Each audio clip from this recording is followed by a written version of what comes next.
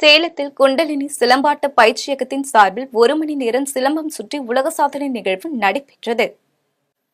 சேலம் மாவட்டம் ஓமலூர் ஆர்சி செட்டிப்பட்டியில் குண்டலினி சிலம்பாட்ட பயிற்சியகத்தின் சார்பில் 1 மணி நேரம் சிலம்பம் சுற்றி உலக சாதனை நிகழ்வு நடைபெற்றது. இதில் 100க்கும் மேற்பட்ட பள்ளி மாணவ மாணவிகள் கலந்து கொண்டு தொடர்ந்து 1 மணி நேரம் சிலம்பம் சுற்றி பொதுமக்களுக்கு விழிப்புணர்வு ஏற்படுத்தும் விதமாக உலக சாதனை முயற்சியில் ஈடுபட்டனர்.